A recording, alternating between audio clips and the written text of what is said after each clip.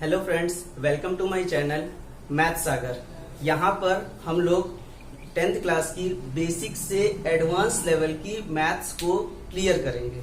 तो हम लोग आज सबसे पहला चैप्टर स्टार्ट करेंगे 10th क्लास का, जो कि बहुत इंपॉर्टेंट चैप्टर है।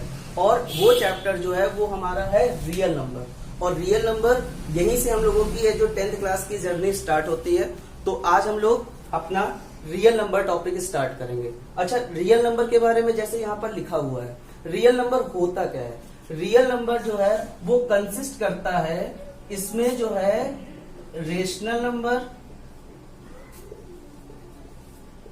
और इर्रेशनल नंबर, ये दोनों ही मिला के हमारा रियल नंबर बनता है। अच्छा, अब आपके दिल में सवाल होगा कि रेशनल नंबर क्या होता है? रेशनल नंबर होता है कि जिसको p/q के फॉर्म में रिप्रेजेंट किया जा सकता है और जिसका q कभी भी 0 के इक्वल ना हो। जैसे एग्जांपल इसके मैं कह सकता हूं 1/2, 1/3 etc। यहाँ पर क्या है? रेशनल नंबर है। इसी तरह से अगर हम बात करते हैं इर्रेशनल नंबर की, तो ऐसा नंबर जिसको p/q के फॉर्म में रिप्रेजेंट ना किया जा सके, इसको हम लोग नॉन टर्मिनेटिंग नंबर भी कहते हैं। इसके एग्जांपल आप जानते हैं √2, √3, पाई, ये सब जो होते हैं वो इर्रेशनल नंबर के एग्जांपल्स होते हैं। ठीक है, तो रियल नंबर क्या होता है? Real number consist of rational number and irrational number. अब इसका मेन टॉपिक जो सबसे पहली एक्सरसाइज आपकी एनसीईआरटी बुक की दी हुई है, उस टॉपिक का नाम है इक्लिप्स डिवीजन एल्गोरिथम। इसमें हम लोग क्या सीखेंगे? हम लोग किसी भी चीज का क्या निकालना सीखेंगे? एचसीएफ निकालना सीखेंगे। तो अब हम लोग पहला टॉपिक स्टार्ट करेंगे, क्या? Eclipse division algorithm. Eclipse division algorithm होता क्या है? जैसे हमारे पास दो इंटीजर है a and b। a and b के लिए अगर मैं इसको डिवाइड करता हूं तो a इज इक्वल टू ये होता है bq प्लस r, जहां पर r की वैल्यू क्या होती है? 0 से ग्रेटर और इस b से कम होती है। एग्जाम्पल के फॉर्म में अगर मैं बात करता हूं, एक्चुअली में ये कहा जाए कि अगर सपोज कर लो 3 को अगर मैं 7 से डिवाइड करता हूं, तो 3 को 7 से डिवाइड करने का मतलब 3 2 यहाँ पर क्या आया? 6 आया, तो यहाँ 1 आ गया। इस 7 को फिर से पाने के लिए मुझे क्या करना पड़ेगा? 3 2 6 और प्लस इसका रिमाइंडर 1 आएगा। तो यही चीज है, जो रिमाइंडर होगा वो हमेशा 0 से ग्रेटर होगा और इस 3 से हमेशा छोटा होगा। यही इक्लिप्स डिवीजन लेमा में सिखाया गया और इसी प्रोसेस को बार बार करना ही इसकी एल्गोरिदम कहलाती है। ठीक है, और एल्गोरिदम में फिर एल्गोरिदम लगाने के बाद हम लोग इसका निकालते हैं HCF. HCF of a, b क्या होता है? b के इक्वल होता है जब इसका रिमाइंडर हमारा क्या आ जाता है? 0 आ जाता है। तो इसी को हम लोग क्या कहते हैं? इक्लिप्स डिवीजन एल्गोरिदम कहते हैं। तो आज हम लोग इस इक्लिप्स डिवीजन एल्गोरिदम के ऊपर कुछ क्वेश्चंस करेंगे। तो अब हम लोग क्या करेंगे? कुछ क्वेश्चंस करेंगे यहाँ पर।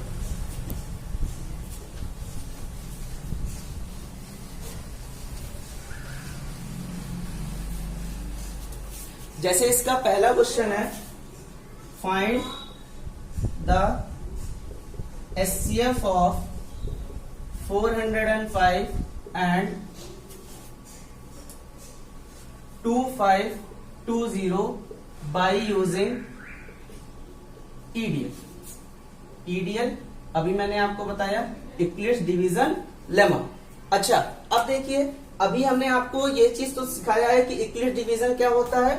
A is equal to BQ plus R के फॉर्म में किसी भी चीज को रिप्रेजेंट करना, और R की वैल्यू क्या होती है? 0 से ग्रेटर और इस B से लेस। ठीक है, यही हमारी इक्लिप्स डिवीजन लेमा है।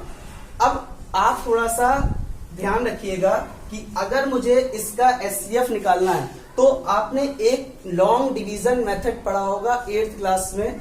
उसमें हम लोग क्या करते थे, याद है कि 405 को यहां लिख के 2520 को अंदर लिखा गया, और इसको लॉन्ग डिवीजन से हम लोगों को क्या करना है? डिवाइड करना है। तो ये कितनी टाइम जाएगा? तुम्हें पता है ये 6 बार जाएगा। तो 6 5 कितना होता है? 30, और 6 4 ये हो गया 24। तो इसको अगर मैं सब्सट्रैक्ट करूंगा तो ये 0, ये कितना आ जाएगा? यहां पर आ जाएगा 9। ठीक है, अब यही चीज हम क्या करेंगे, 405 को इसके अंदर लिख देंगे। अब 90 4 जा 360 होता है। फिर यहां पर क्या करते थे, ये 5 होता था, ये 4 होता था, इस 90 को फिर से यहां लिख देते थे और 45 2 जा कितना हो जाता था, 90 हो जाता था। ये हम लोगों ने 8th क्लास में पढ़ा है। सेम एज इट इज इसका यूज हम लोग किसमें करेंगे, इक्लिश डिवीजन लेमा के एल्गो लिखने पे करेंगे। करने का तरीका देख लीजिए कैसे हम इस क्वेश्चन को बोर्ड में करेंगे, थोड़ा सा ध्यान दीजिएगा। अगर मुझे इसमें ईडीएल लगाना है तो इसका सोल्यूशन देखिए कैसे करेंगे। सोल्यूशन में क्या करेंगे, by using EDL, Eclipse division lemma. तो यहां पर हम लोग क्या करेंगे कि स्टेप फर्स्ट लिखेंगे। स्टेप फर्स्ट में क्या होगा कि 2520 यहां पर देखो ग्रेटर है 405 का। अभी मैंने एक बेसिक एग्जांपल बताया था कि 3 और 7 को कैसे जो डिवाइड करके फिर से 7 कैसे लाया जाता है। इसी तरह से 2520 को लाना है। तो 2520 को लाने का मतलब क्या है, 405 को पहले किससे मल्टीप्लाई कर देंगे, 405 को मल्टीप्लाई कर देंगे 6 से, और इसका जो रिमाइंडर होता है वो 90 लिख दिया जाएगा। जब तक इसका बेटा देखो, जब तक रिमाइंडर 0 ना आ जाता है तब तक इस स्टेप को हमेशा क्या करेंगे, कंटिन्यू रखेंगे। क्या यहाँ रिमाइंडर की वैल्यू 0 है, आप कहेंगे नहीं है, तो इसका मतलब ऐसे लिख देंगे आप यहाँ पर रिमाइंडर 0 नहीं है। अब इसके फिर से एल्गो के अकॉर्डिंग स्टेप सेकंड पे चले जाएंगे। स्टेप सेकंड में क्या है कि 405, अब मुझे क्या करना है, 405 इज ग्रेटर देन 90। तो हमें 405 फिर से लाना है, तो मुझे क्या करना पड़ेगा, 405 इसका मतलब हुआ 90 इंटू 4। देखिए बेटा यहाँ के हिसाब से क्या होगा, 90 इंटू 4 प्लस 45। यहाँ पर भी देखिए रिमाइंडर 0 नहीं है, तो रिमाइंडर क्या है, रिमाइंडर 45 है। और मैंने क्या बताया कि जब तक रिमाइंडर 0 नहीं आ जाएगा तब तक हम लोग इसको कंटिन्यू आगे बढ़ाएंगे। इसका मतलब स्टेप थर्ड भी जाने वाला है। तो स्टेप थर्ड भी क्या होगा, स्टेप थर्ड जो होता है वो होता है 90। तो यहाँ पर 90 के हिसाब से क्या आ जाएगा, 45 इंटू 2 प्लस 0। यहाँ पर रिमाइंडर क्या हो गया, 0। तो यहाँ पर इन्होंने एक थ्योरम ये भी बताई थी कि अगर कोई भी a is equal to B Q plus R में लिखा जाए और उसका रिमाइंडर जब क्या आ जाए, 0 आ जाए, तो एचसीएफ जो होता है वो a कॉमा बी का हमारा क्या होता है, b होता है। तो इसके हिसाब से यहाँ पर रिमाइंडर क्या आया है, 0 आया है।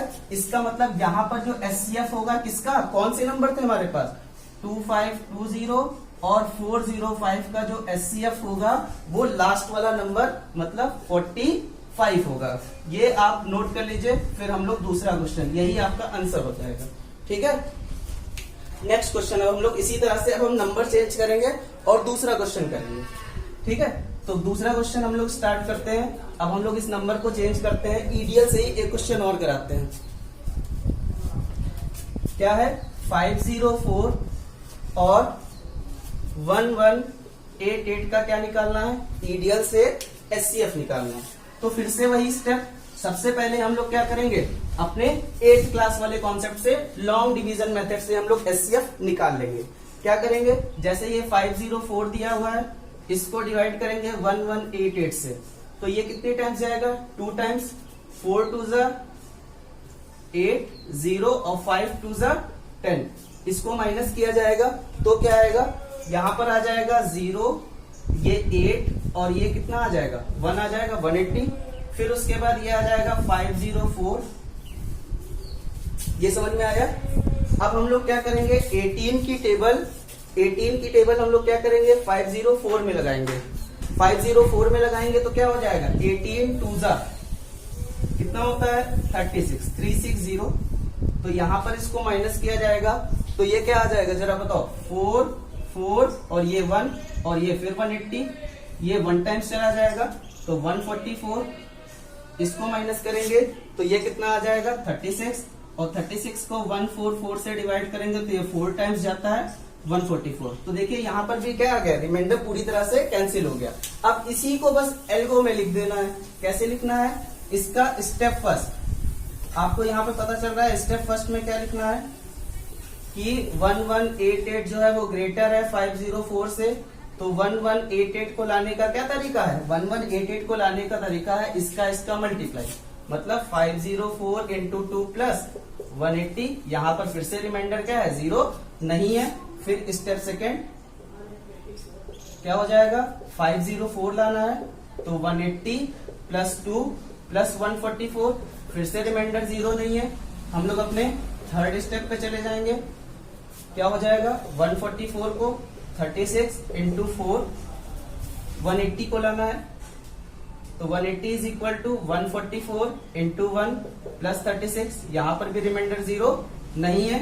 अब स्टेप फोर्थ पर चले जाएंगे और फोर्थ में क्या लाना है, 144 लाना है तो 144 लाने के लिए क्या करेंगे, 36 इंटू 4 प्लस 0। यहां रिमाइंडर 0 और जैसे ही रिमाइंडर 0 आता है तो एचसीएफ ऑफ क्या बेटा, कौन से नंबर दिए हुए थे, 504 और 1188 का जो एचसीएफ आता है वो बी, ये बी हमारा 36 है तो यही हमारा 36 हो गया। ये आपका ईडीएल से आपका एचसीएफ निकल गया। अब ये बताइए